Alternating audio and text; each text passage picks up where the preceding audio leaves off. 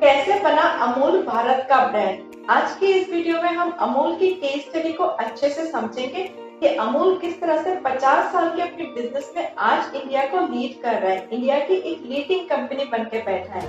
आज हम इस वीडियो में डिटेल्स में समझेंगे और कुछ सीख लेंगे कि जिसको इम्प्लीमेंट करने से हमारे बिजनेस भी और बेहतर हो सकता है और आज के दौर में हम एक लीडिंग ब्रांड के रूप में अपने आप को रिप्रेजेंट कर सकते हैं। तो इस वीडियो में मेरे साथ अंत तक बने रहिए। यहाँ पे बहुत सारी ऐसी चीजें सीखने को मिलेगा, ऐसे पॉइंट्स सीखने को मिलेगा जिसको अपने बिजनेस के अंदर इम्प्लीमेंटेशन करने से अपने बिजनेस की ग्रोथ होना ही होना है।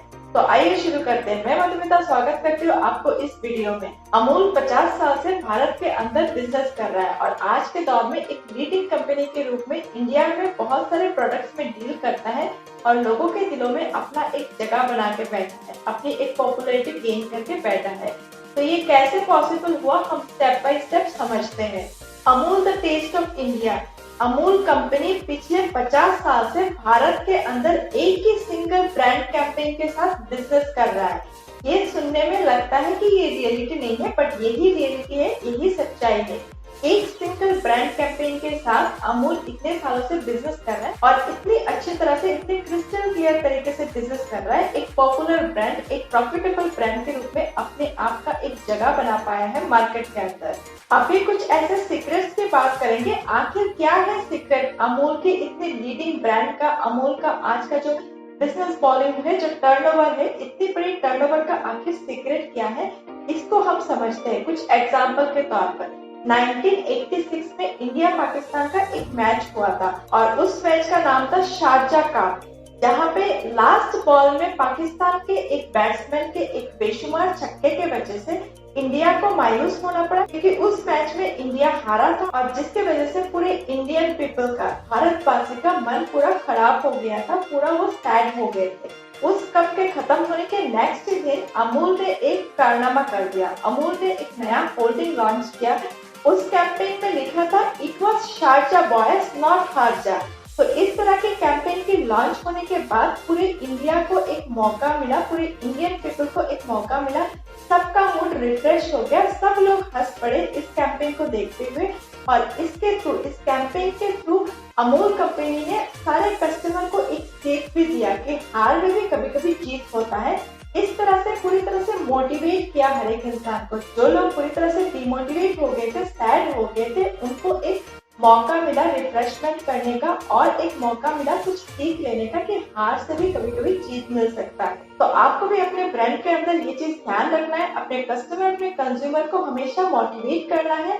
अपने टैगलाइन के जरिए, अपने कैंपेन के जरिए किस तरह से आप उनको मोटिवेट कर सकते हैं, हार में भी जीत का एहसास दिला सकते हैं, उसको आप एनालाइज करिए और उस तरह से आप इम्प्लीमेंटेशन करिए। आपकी एक इम्प्लीमेंटेशन अच्छी तरह से अगर सही तरीके से होता है तो उससे आप करोड़ों दिनों में अपना जगह बना सकते हैं और जिसके थ्रू आपको कस्टमर बेस मिलेगा और वो आगे चल के आपके बिजनेस को बहुत आगे बढ़ाने में और ज्यादा ग्रोथ लाने में मदद करेगा।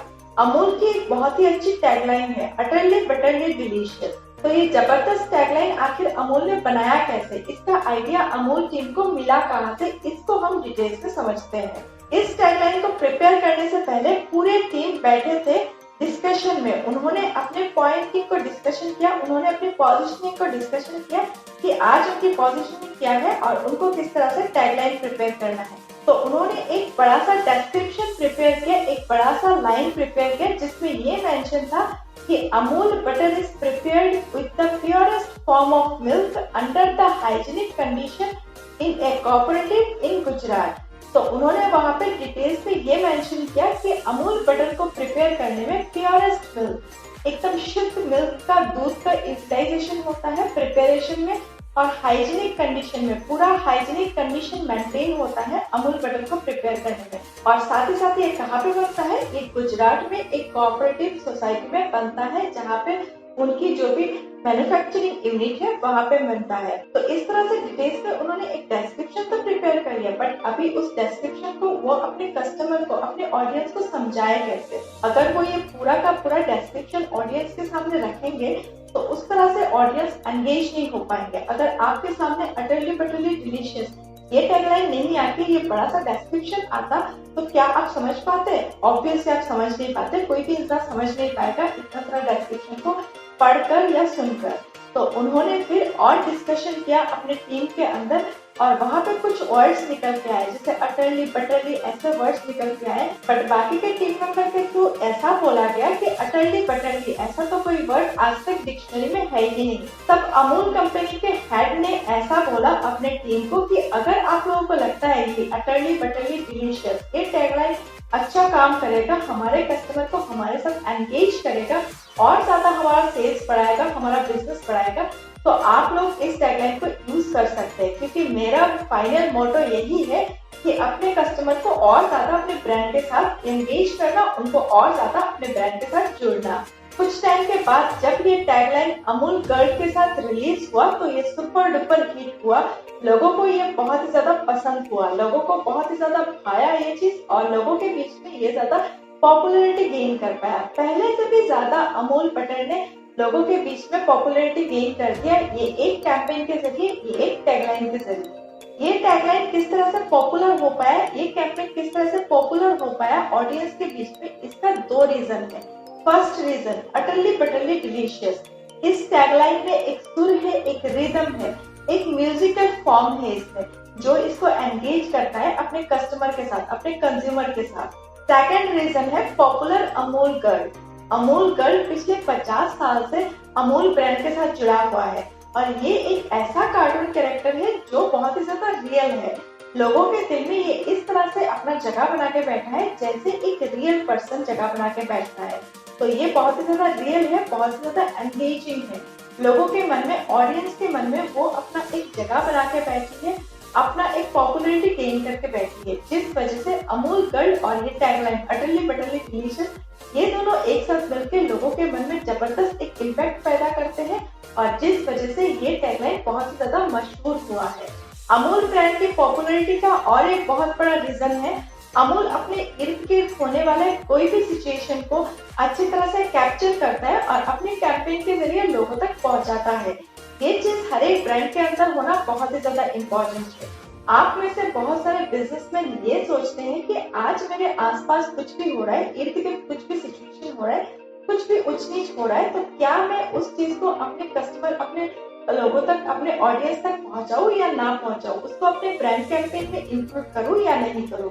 बट अमूल इतना सोचता नहीं है। अमूल बस हर एक सिचुएशन को उठाता है और अपने ब्रांड के अंदर, अपने ब्रांड कैंपेन के अंदर उसको उस तरह से रिप्रेजेंट करने की कोशिश करता है, उसको सिंपल और सोल्यूशन वे में रिप्रेजेंट करने की कोशिश करता है और जिसके वजह से वो ज्यादा से ज्यादा एंगेजिंग फील करा पाता है लोगों को, अपने ऑडियंस को। तो आपको भी अपने बिजनेस के अंदर इस चीज को करना बहुत ही जरूरी है। अमूल किस तरह से इस पॉइंट को यूटिलाइज करता है, एग्जाम्पल के तौर पर समझते हैं।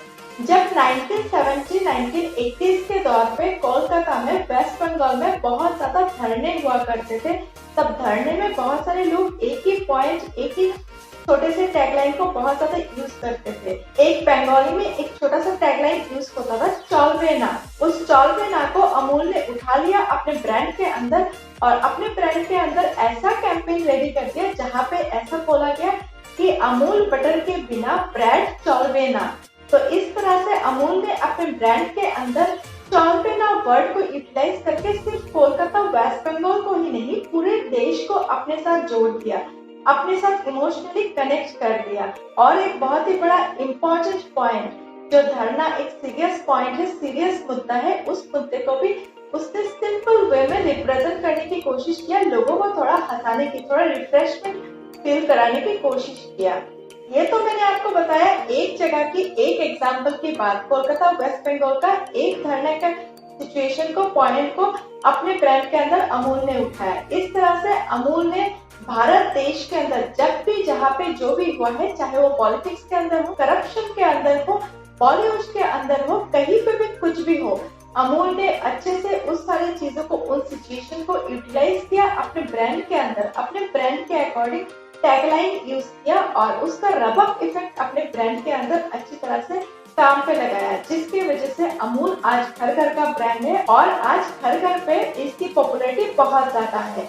तो इस तरह से आपको भी अगर अपने ब्रांड को एंगेजिंग बनाना है तो अपने इर्द गिर्द होने वाले हर एक पॉजिटिव हर एक नेगेटिव सिचुएशन को अपने ब्रांड के अंदर यूटिलाइज करना सीखना होगा और अपने ब्रांड के अंदर टैगलाइन उस तरह से यूटिलाइज करना होगा, उस तरह से प्रिपेयर करना होगा कि आप रबक इफेक्ट क्रिएट कर पाए और बड़ा से बड़ा सीरियस से सीरियस मुद्दे को भी आप सिंपल वे में अपने कस्टमर अपने कंज्यूमर तक पहुंचा पाए।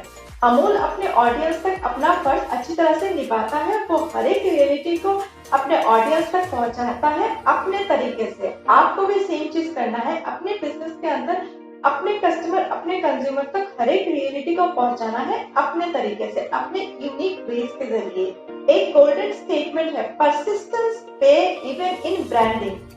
आपके ब्रांडिंग के अंदर भी आपको ये चीज करना बहुत ही जरूरी है, जैसे अमूल ने किया है। अपने ब्रांडिंग के रिलेटेड जो डिस्क्रिप्शन है वो पूरे डिस्क्रिप्शन को 3 वर्ड्स में इस तरह से रिप्रेजेंट किया अपने कस्टमर के पास कि कस्टमर को वो चीज अच्छी तरह से उसके दिल तक छू गया। आपको भी सेम चीज करना है, आपके ब्रांड के अंदर इस तरह से टैगलाइन रेडी करना है कि वो सीधा आपके कस्टमर आपके कंज्यूमर के दिल तक छू जाए।